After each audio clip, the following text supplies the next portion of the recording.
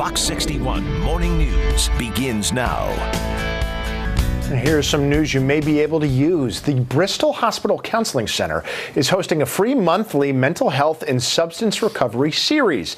The next session is going to happen on Tuesday, October 3rd, and it's going to focus on schizophrenia. Now, joining us to talk about that is Miarecki. He's a licensed clinical social worker from the Bristol Hospital Counseling Center. A pleasure to meet you, sir. Good morning. Yeah, glad to have you here. Thanks. I'm curious to see what you have to say, because I feel like most people are aware that schizophrenia exists. Yep. I don't know if the reality of schizophrenia matches what they think about it, if it does, if it doesn't. How would you describe more or less what schizophrenia is and what symptoms people should be looking for? So schizophrenia, like a lot of mental health diagnoses, kind of falls along a spectrum. So there's really extreme symptoms and there's really kind of mild symptoms. So we're looking at, like, people might have some delusions or have some thoughts of, paranoia that are kind of more on the mild side. And then there's thoughts of, people are hearing voices that other people aren't seeing or aren't hearing. And then they're seeing things that other people may not be seeing. Is it just a general problem with understanding reality? I think it's really just it's a huge brain chemical imbalance thing that goes on there, and that it needs to be looked at through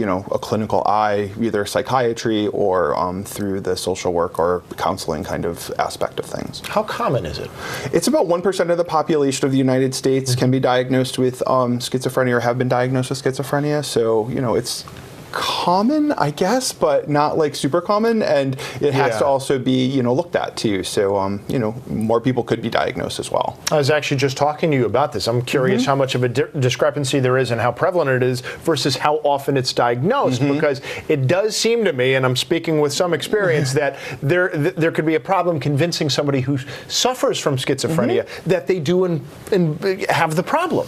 And that's the whole purpose of all of this, is that education side of things. That some people may not understand what's going on for them. Some people might not see it in the earlier days and the earlier symptoms of what the schizophrenic episode could be. And it's usually diagnosed in earlier ages too, like before age 21, before in that kind of area, in the formative years of the brain. So. Okay, so what can people expect at the session? So we talk a lot about. So we usually start out with the topic of the month. So this month is schizophrenia. We're going to talk about how schizophrenia affects the family, how schizophrenia can affect the person, how schizophrenia affects the society, and how not all schizophrenics are dangerous people. It's about kind of just learning about schizophrenia. And then if people have other questions about mental health or substance use, it's an open forum, because I want to be able to have that conversation with everybody in the community. Yeah, you never know what problems people have. They want to talk to you. You don't want to say, nah, sorry, come back. And it's learning about different things. We talked about depression, we talked about suicide, and we have a lot of other topics that we're going to be covering in the next couple of months while we do these. Okay, and once again, it is happening next Tuesday. That's October 3rd, 6:30 to